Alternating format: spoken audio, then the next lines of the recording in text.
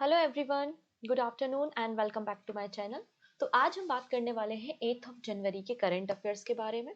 तो आज के वीडियो में सबसे पहले तो हम कुछ इम्पोर्टेंट पर्सनालिटीज़ के बारे में बात करेंगे जिन्होंने हमारे देश के स्पोर्ट के सेगमेंट में काम किया हुआ है, अचीवमेंट किया हुआ है और इनका निधन हो गया है। इसके अलावा हमारे पूर्व जो रेलवे मंत्री रहे हैं, एक्स रेलवे मिनिस्टर, उनकी डेथ हो गई है, उन पर भी हम बात करेंगे। इसके अलावा एक जानी मानी रेसर जो कि जम्मू एंड कश्मीर से हैं, उन्होंने एक और अचीवमेंट हासिल किया है, उस पर हम चर्चा करेंगे। फिर सरकार के द्वारा जो न्यूट्रिशन बेस्ड सब्सिडी स्कीम है, उसके लिए रबी का जो सीजन है जिसमें गेहूं की फसल लगाई जाती है, तो उसके लिए सब्सिडी अनाउंस की है, वो हम यहाँ पर डिस्कस करने वाले हैं। पहली बार पहली बार यहाँ पर जब रिपब्लिक डे की परेड होगी 26 जनवरी के दिन, तो यहाँ पर बैक्टीरियन कैमल और कई प्रकार के और नए एनिमल्स को शामिल किया जा रहा है, तो हम उस पर भी डिस्कशन करने वाले हैं। इसके अलावा आसाम गवर्नमेंट की और तमिलनाडु राज्य की नई स्कीम्स पे हम बात करने वाले हैं, तो काफी कुछ नया सीखने को मिलेगा। इसलिए वीडियो को एंड तक देखना है और एंड में एक छोटा सा प्यारा सा प्रश्न है जिसका आंसर आप मुझे कमेंट सेक्शन में बताएंगे। ठीक है, चलिए स्टार्ट कर लेते हैं आज का सेशन। हमारे करंट अफेयर्स डेली होते हैं और आपके सभी वनडे एग्जाम, चाहे वो एसएससी, रेलवे, बैंकिंग, इसके अलावा आपके जो सीयूटी एग्जाम होते हैं, आपके स्टेट एग्जाम है, एमपीपीएससी प्रीलिम्स एग्जाम आने वाला है जिसमें नेगेटिव मार्किंग पहली बार इंट्रोड्यूस भी हो रही है। तो कई सारे एग्जाम अभी लाइनअप हैं जो कि फरवरी से लेकर जून मंथ तक होने वाले हैं। उन सभी के लिए ये करंट अफेयर्स बहुत ही ज्यादा यूजफुल है। तो बिल्कुल आप बने रहिए एंड तक वीडियो के, और वीडियो पसंद आए तो लाइक जरूर करना है, ज्यादा से ज्यादा दोस्तों के साथ शेयर करना है, और पहली बार आए हैं तो सब्सक्राइब कर लेना है जिससे अपकमिंग क्लासेस के नोटिफिकेशंस मिल सके। और yes, one more thing, PDF के लिए कोई भी बच्चा परेशान नहीं होगा, डिस्क्रिप्शन में लिंक है, वहां से पीडीएफ को आप फ्री ऑफ कॉस्ट डाउनलोड करके नोट्स बना सकते हैं एंड रिवाइज कर सकते हैं। ओके, चलिए। आप लोग ने पंकज आडवाणी का नाम सुना होगा, एक जाने माने स्नूकर प्लेयर भारत के देखने को मिलेंगे। एमपीपीएससी प्रीलिम्स में पंकज आडवाणी से क्वेश्चन पूछा गया है। तो पंकज आडवाणी जी को जिन्होंने सिखाया है, जो कोच रहे हैं, वो मनोज कोठारी रहे हैं, और इन्हीं मनोज कोठारी का निधन हो गया है। So former world billiard champion Manoj Kothari passed away. ठीक है, इन्होंने वर्ल्ड बिलियर्ड चैंपियनशिप के टाइटल को 1990 में 1990 में जीता था। ठीक है, इन्हें 2005 में द्रोणाचार्य अवार्ड और इंडिया का highest award life time achievement in sport दिया गया था। इसके अलावा आप यहाँ पे देख सकते हैं, ये भारतीय टीम के कोच भी रहे हैं। इन्हें life time achievement award by the billiard and snooker federation of India 2025 में रिसेंटली अवार्ड भी दिया गया था। ठीक है, बिलियर्ड की शुरुआत कहाँ से हुई? तो फ्रांस से। 1340 के आसपास फ्रांस से बिलियर्ड जो गेम है उसकी शुरुआत की गई थी। ठीक है, तो मनोज कोठारी जी का संबंध किससे है? बिलियर्ड से है। चलिए ना बात करते हैं फॉर्मर यूनियन मिनिस्टर सुरेश कालमरी के बारे में। ये हमारे देश के पूर्व रेलवे मंत्री भी रहे हैं, लोकसभा और राज्यसभा के मेंबर भी रहे हैं। इनका निधन हो गया है। तो सीनियर इंडियन नेशनल कांग्रेस के leader, former union minister of state Suresh Kalmadi, minister of railway, passed away, Pune Maharashtra में इनका निधन हो गया है। सबसे पहले ये इंडियन एयरफोर्स में एज अ पायलट काम करते थे 1964 से 1974 के बीच में। इसके बाद इन्होंने पॉलिटिक्स में अपनी एंट्री की, पॉलिटिकल करियर की शुरुआत की 1977 में। 1982 में ये राज्यसभा के मेंबर रहे, और यहाँ पर इन्होंने minister of state for minister of railway, ministry of railway में मिनिस्टर ऑफ स्टेट रहे हैं 1995 से 1996 के बीच में।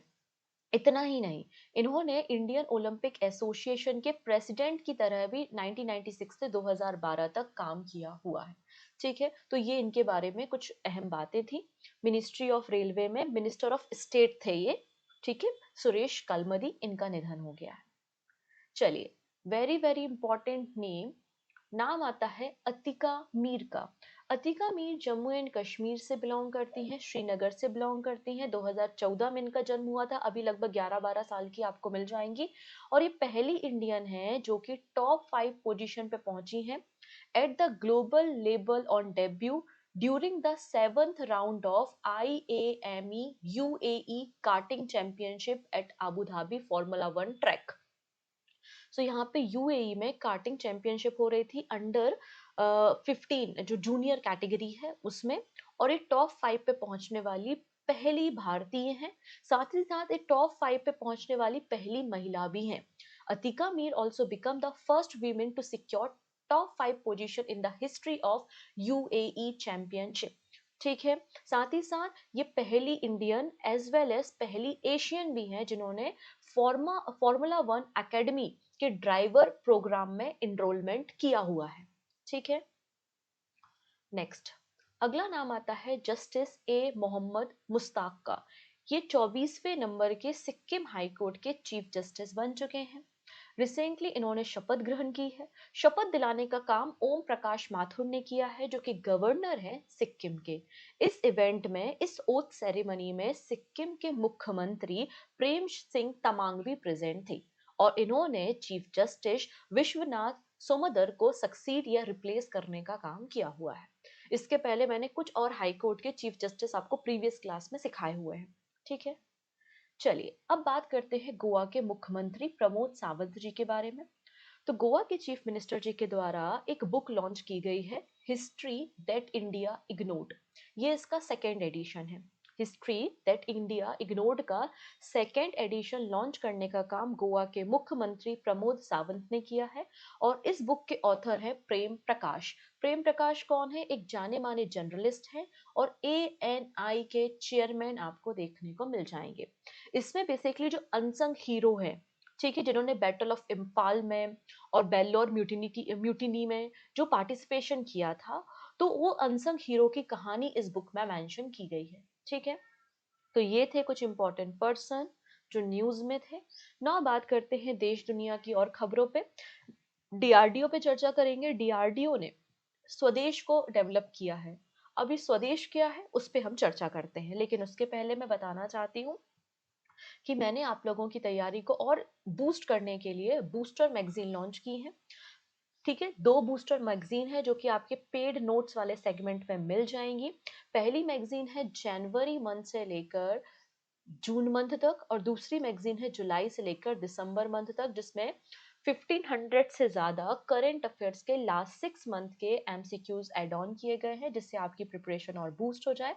साथ ही साथ game changer speedy magazine launch हुई है जिसमें आपको पूरे साल का मंथ वाइज वन लाइनर देखने को मिलेगा। तो अगर आप वन लाइनर भी लास्ट मिनट पे पढ़ लेते हैं तो आप 90% एमसीक्यूज को करंट अफेयर्स के सॉल्व कर पाएंगे अपने एग्जाम में।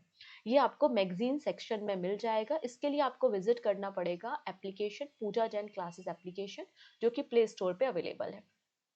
चलिए अब बात करते हैं स्वदेश के बारे में। अब इंडियन आर्म फोर्स के जो हमारे आर्मी मेंबर्स हैं वो अलग अलग टेरेन में अलग अलग लोकेशन में उनकी पोस्टिंग होती है ना। कोई रिमोट एरिया है या पहाड़ी एरिया है तो वहां पर पीने लायक पानी नहीं मिलता। तो ऐसे केस में जो पोर्टेबल, एक तरीके से पोर्टेबल वाटर प्यूरिफिकेशन सिस्टम जिसका नाम है स्वदेश, सोल्जर्स के लिए बनाया है डीआरडीओ ने। समझ में आया स्वदेश क्या है? स्वदेश का अगर फुल फॉर्म आपसे कभी पूछ लिया जाए तो ये है सी वाटर डिसैलिनेशन सिस्टम। तो डीआरडीओ ने स्वदेश डेवलप किया है जो कि एक compact portable water purification system है जो कि क्रिटिकल ड्रिंकिंग वाटर नीड्स को फुलफिल करता है सोल्जर्स की, जब सोल्जर्स को हाई एल्टीट्यूड एरिया या फिर रिमोट एरिया में डिप्लॉय किया जाता है। इसे डेवलप करने का काम डीआरडीओ की डिफेंस लेबोरेटरी जोधपुर ने किया हुआ है। ठीक है, ये क्या करेगा, जो सलाइन वाटर है, सी वाटर है या जो ब्रैकिश वाटर है उसको क्या करेगा, फ्रेश करने का काम, मतलब पीने लायक कन्वर्ट करेगा। ठीक है, इसके 2 वेरिएंट हैं, एक है इंजन वेरिएंट, ठीक है, और दूसरा है लाइट वेट वेरिएंट। और दोनों ही वेरिएंट को एक्सेप्टेंस मिल चुका है। ठीक है, इसकी रिलायबिलिटी है कि नहीं है मिलिट्री यूज के लिए, इसका एक्सेप्टेंस इसको मिल चुका है। ठीक है, अब जो इंजन वर्जन है, इंजन वर्जन क्या कर सकता है, तो आपका जो पानी का टीडीएस है, टीडीएस का मतलब होता है टोटल डिजोल्व सॉलिड। तो टीडीएस अप टू 35,000 मिलीग्राम पर लीटर के टीडीएस को ये 500 मिलीग्राम पर लीटर तक कन्वर्ट कर सकता है। मतलब एक गंदे पानी को पीने लायक तक बनाया जा सकता है। इसको डिप्लॉय करने में 2 से 3 मिनट का समय आता है और इजिली इसको एक जगह से दूसरी जगह कैरी किया जा सकता है। ठीक है, चलिए नेक्स्ट है, सुप्रीम कोर्ट ऑफ इंडिया ने एमओयू साइन किया है सुप्रीम कोर्ट ऑफ भूटान के साथ। अब ये क्या एमओयू है, तो हमारे चीफ जस्टिस ऑफ इंडिया कौन है? आंसर क्या हो जाएगा आपका? हाँ जी, कौन है? सूर्यकांत जी। ठीक है।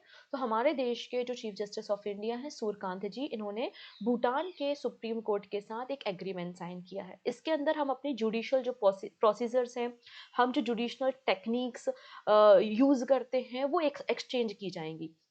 इसके अंदर भूटान के 3 लॉ अधिकारी, लॉ क्लर्क अब लाए गए हैं भारत में। भारत के अलग-अलग कोर्ट में वो विजिट करेंगे, कोर्ट की क्या प्रोसीडिंग्स होती है उसको समझेंगे, और फिर वही जो उन्होंने सीखा है, जो ट्रेनिंग ली है, वो भूटान में जाकर उसको इम्प्लीमेंट करेंगे। तो इस तरीके से हम अपनी लीगल प्रैक्टिस को क्या कर रहे हैं, शेयर कर रहे हैं।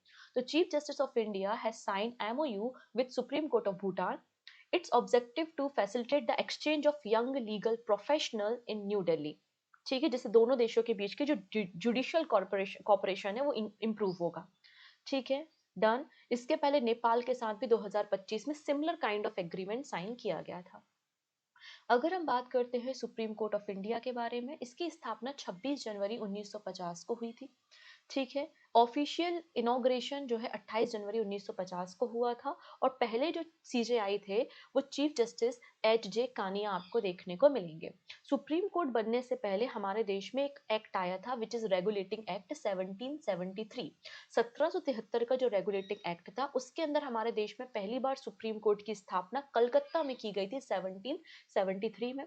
फिर 1935 में जो गवर्नमेंट ऑफ इंडिया एक्ट आता है, उसके अंदर 1937 में फेडरल कोर्ट ऑफ इंडिया का फॉर्मेशन हुआ, और इसी federal court of India convert किस में हो गया, सुप्रीम कोर्ट ऑफ इंडिया में।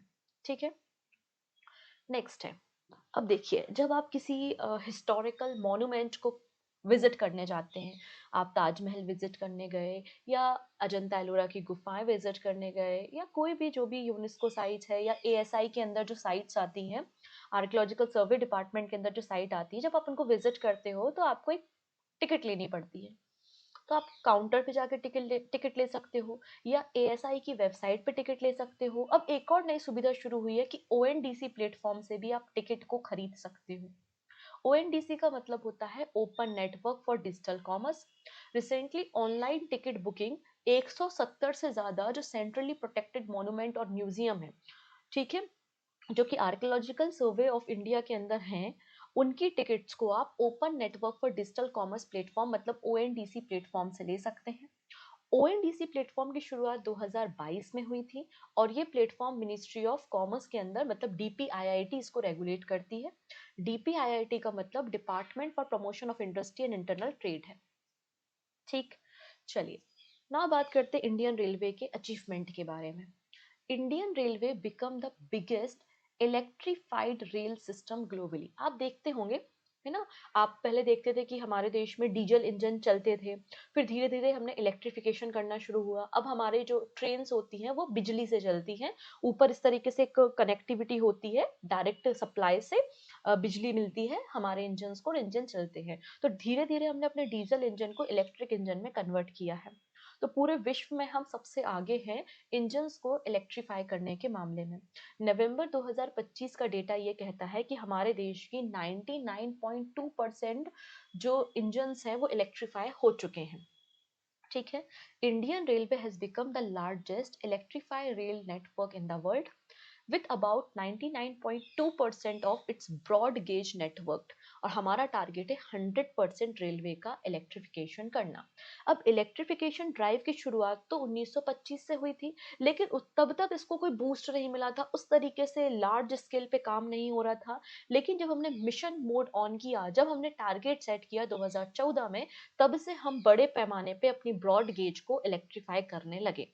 इसका पर्पस है कि डीजल इंजन को शिफ्ट करना है इलेक्ट्रिक इंजन में, जिससे जो कार्बन एमिशन होता है उसको हम रिड्यूस कर सके, जो ऑपरेटिंग कॉस्ट होती है उसको हम रिड्यूस कर सकें। अभी तक हमने 99.2% जो ब्रॉड गेज है उनको इलेक्ट्रीफाई कर दिया है, मतलब लगभग 70,000 किलोमीटर के रूट को हमने इलेक्ट्रीफाई कर दिया है।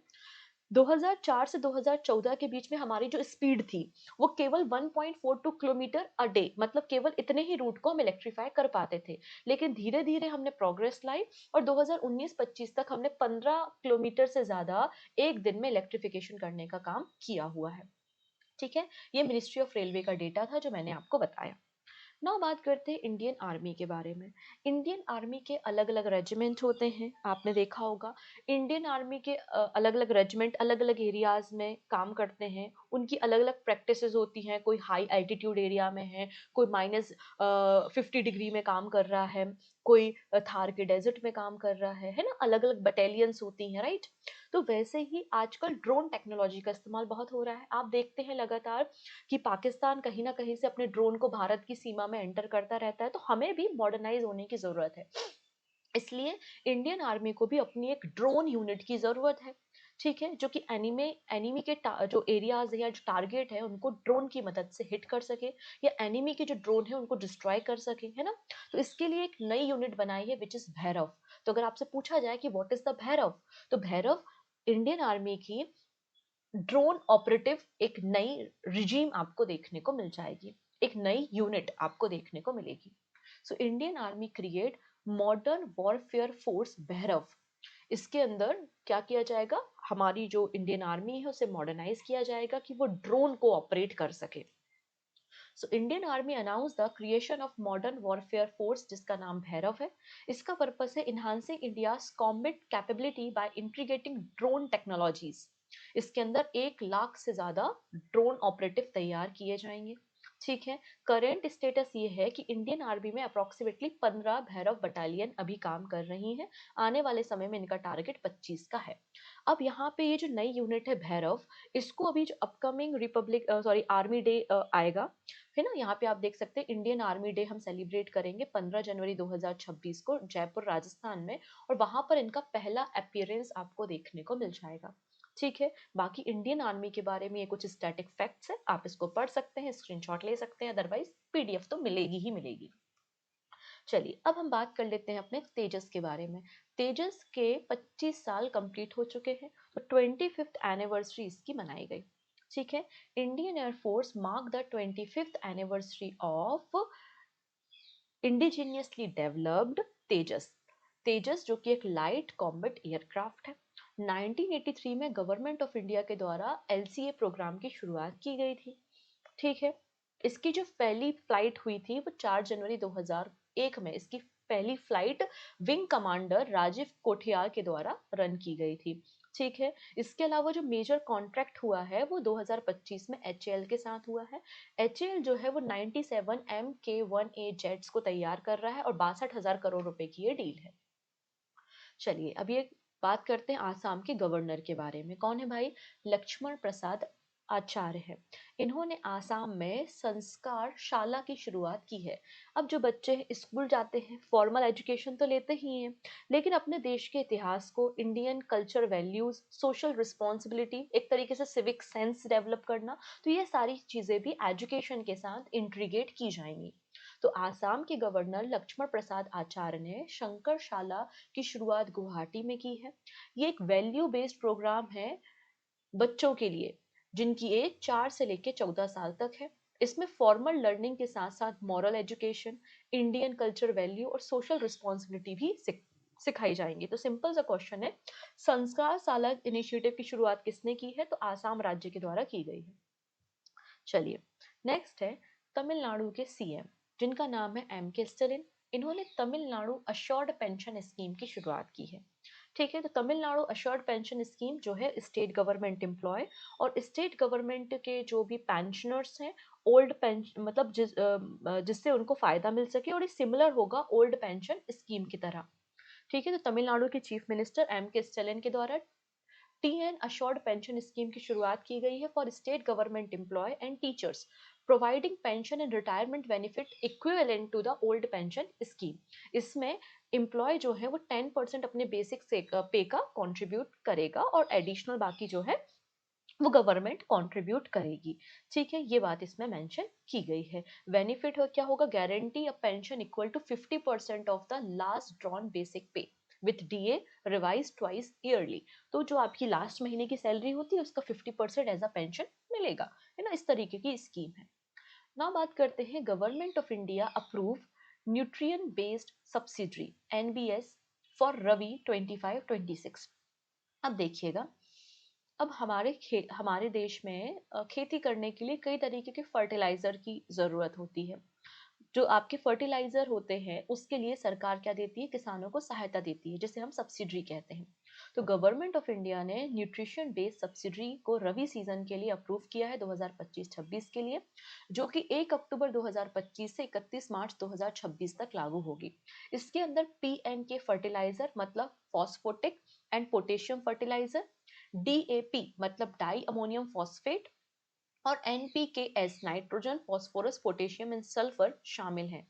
इसके लिए आप देखेंगे 37,952 करोड़ रुपए का बजट भी सैंक्शन किया गया है, जो कि खरीफ की सीजन की तुलना में 736 करोड़ रुपए ज्यादा है। अगर हम बात करते हैं क्या रेट डिसाइड किए हैं, तो नाइट्रोजन के लिए यहाँ पे आप देख सकते हैं जो एनबीएस रेट है वो 43 रुपी पर केजी है, फॉस्फोरस के लिए 47 रुपी पर केजी है और पोटेशियम के लिए 2 रुपी पर केजी आपको देखने को मिल जाएगा, है ना। इतने रेट आपको याद रखने की जरूरत नहीं है, ठीक है। कौन रिलीज करता है, ministry of chemical and fertiliser. कौन है, आप देख सकते हैं जगत प्रकाश नड्डा यूनियन मिनिस्टर है, राज्यसभा के मेंबर है गुजरात से। मिनिस्टर ऑफ स्टेट है अनुप्रिया पटेल, जो कि मिर्जापुर उत्तर प्रदेश से बिलोंग करती हैं। तो हमें याद क्या रखना है, जो एनबीएस स्कीम है इसकी शुरुआत कब हुई थी, 1 अप्रैल 2010 से, ठीक है। ये जो न्यूट्रिशन बेस्ड सब्सिडरी स्कीम है एनबीएस स्कीम, इसकी शुरुआत कब हुई है, 1 अप्रैल 2010 से हुई है। रबी सीजन 2025-26 के लिए अनाउंस हुआ है, जिसका बजट है 37,952 करोड़ रुपीस। इसमें 28 फर्टिलाइजर्स को शामिल किया है। इम्प्लीमेंट करेगा डिपार्टमेंट ऑफ फर्टिलाइजर 1 अक्टूबर 2025 से 31 मार्च 2026 तक। इतना याद रख लेना, बाकी अलग अलग रेट याद रखने की बिल्कुल भी जरूरत नहीं है, ठीक। Next, what is the IUCN conservation status of Bactrian camel. Bactrian camel का आईयूसीएन स्टेटस क्या है, जो रिसेंटली न्यूज में देखे गए। So correct answer is critically endanger. अब देख लेंगे न्यूज क्या आती है।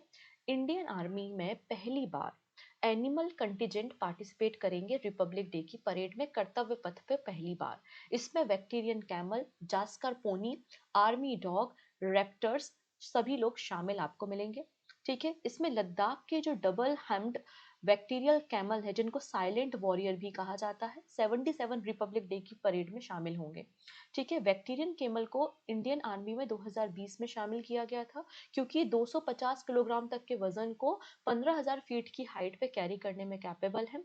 इनमें 2 हेम्प होते हैं, मतलब 2 कुबड़ होते हैं, तो इजिली ये फैट को स्टोर कर सकते हैं। ये आप देख पाएंगे कि माइनस टेम्परेचर पे भी काम करने में ये कैपेबल होते हैं, ठीक है। इनको इसलिए साइलेंट वॉरियर के नाम से भी जाना जाता है। ये -40 डिग्री सेल्सियस तक काम करने में कैपेबल है। खास बात इनकी है कि जो बर्फ जम जाती है ना, उस बर्फ से भी ये वाटर में कन्वर्ट करके उसको कंज्यूम कर सकते हैं, ठीक है। अगर बात करते हैं तो ये नेटिव कहाँ के हैं, सेंट्रल एशिया के, गोबी डेजर्ट अफगानिस्तान में आपको देखने को मिलते हैं, और इन्हें आईयूसीएन की क्रिटिकली इंडेंजर कैटेगरी में शामिल किया गया है, ठीक। नेक्स्ट बात करेंगे मिशन मौसम के बारे में। मिशन मौसम के अंतर्गत हम क्या कर रहे हैं, हम अपने अर्बन एरियाज में जो मॉनिटरिंग वेदर मॉनिटरिंग स्टेशंस हैं उनको इंटीग्रेट कर रहे हैं, उनको सेटअप कर रहे हैं, जिससे हम रियल टाइम में रेनफॉल, टेम्परेचर, ह्यूमिडिटी की इंफॉर्मेशन ले सकें। तो Indian researchers develop indigenous 3D printed automatic weather station under the mission Indradhanush, mission Mausam. तो यहाँ पर देखेंगे Indian Institute of Tropical Meteorology Pune, जिसको हम आईआईटीएम पुणे कहते हैं, under the ministry of earth science, इन्होंने indigenously manufactured 3D printed automatic weather station को लगाने का काम शुरू किया है। पहले दिल्ली में लगाएंगे, उसके बाद मुंबई और बैंगलोर जैसे सिटीज में लगाया जाएगा अंडर द मिशन मौसम। पहला बैच दिल्ली में डिप्लॉय किया जाएगा फरवरी 2026 में, ठीक है। Under the make in India initiative इनको तैयार किया जा रहा है। ये ऑटोमेटिक स्टेशन होंगे जो कंटिन्यूअसली रिकॉर्ड करेंगे temperature, wind speed, humidity, rainfall in the real time, और सभी इंस्ट्रूमेंट को सर्टिफाई किया गया है इंडियन मेट्रोलॉजिकल डिपार्टमेंट के द्वारा और BIS, bureau of Indian standard के द्वारा। दिल्ली में लगाने के बाद इनको मुंबई, कोलकाता, तमिलनाडु राज्यों में भी लगाया जाएगा। मिशन मौसम की शुरुआत आप देख सकते हैं यहाँ पे, इसके लिए 2000 करोड़ रुपए का बजट है 2024 से 2026 तक।